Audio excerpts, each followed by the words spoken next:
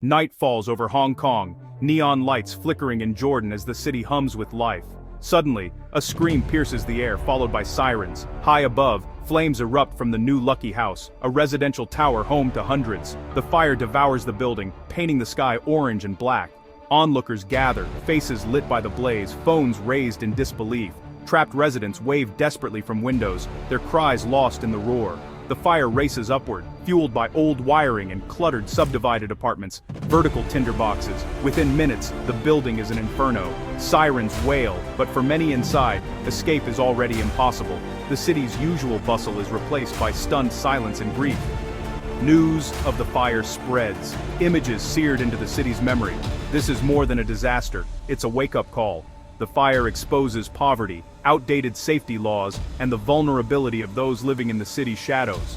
As firefighters battle the blaze, a question hangs in the air. How could this happen in modern Hong Kong?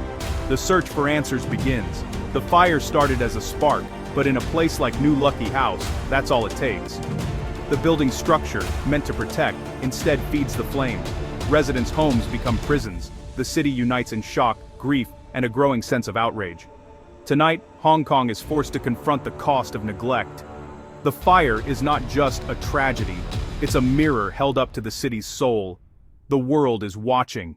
The first emergency call comes in at 7:52 p.m. Fire at New Lucky House. Fire engines race through traffic, sirens blaring, firefighters bracing for the worst. Arriving on scene, they face a nightmare: flames climbing the building, debris raining down. Police push back crowds as heat radiates for blocks. Firefighters charge into the smoke-filled lobby, hoses and breathing gear their only lifelines. Ladders are raised, but the fire is already above reach. Inside, hallways are mazes of fire and smoke blocked by illegal structures and belongings. Crawling through darkness, firefighters search for survivors, oxygen tanks running low. Outside, ambulances line the street, paramedics preparing for casualties. The fire's speed and intensity overwhelm even the most seasoned responders. Every second counts, but the building's design and neglect fight back. The race is on, but the odds are grim.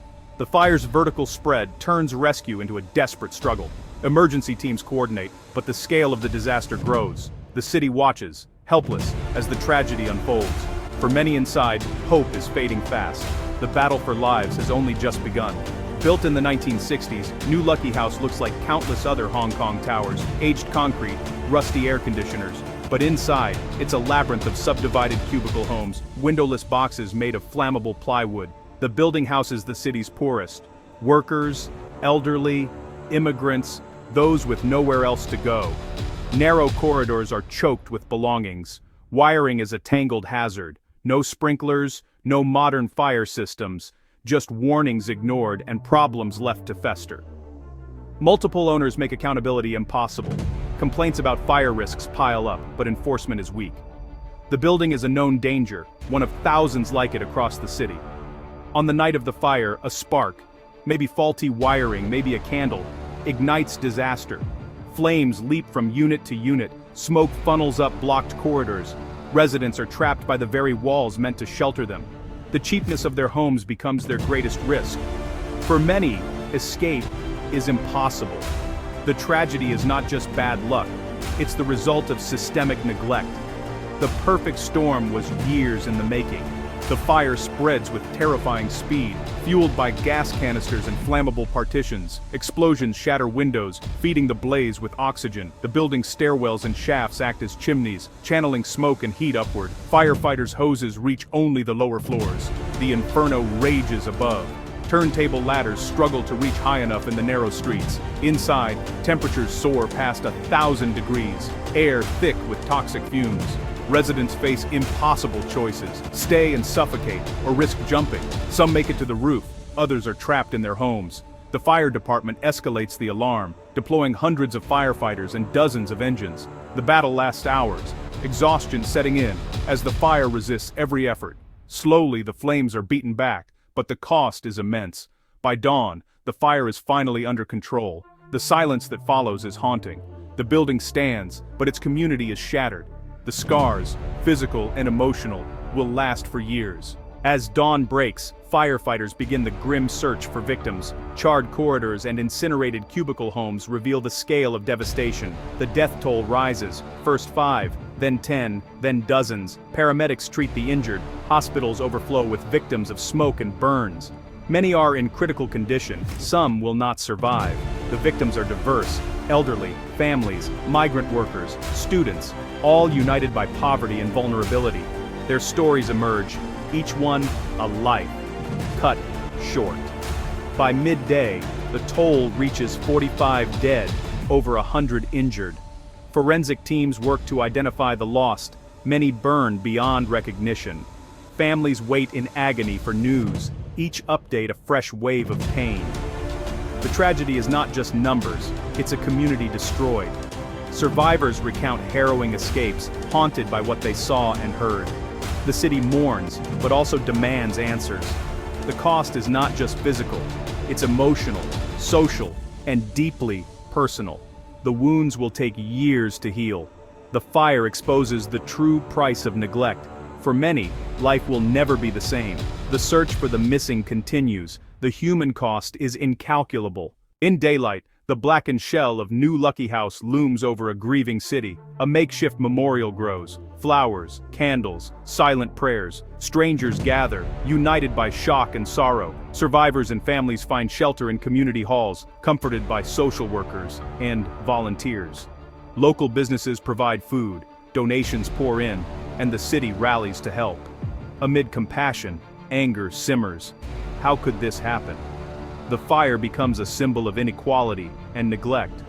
Grief mixes with outrage as calls for justice grow louder. The tragedy exposes the city's deep divisions. Online and on the streets, people demand accountability from government and landlords.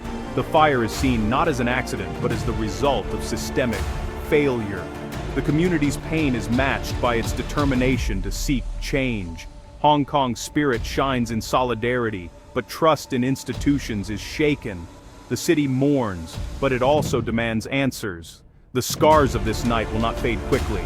The demand for justice echoes through Jordan's streets. The government faces mounting pressure as the chief executive visits the site, promising action and condolences. An independent task force is announced to investigate the fire and review building safety.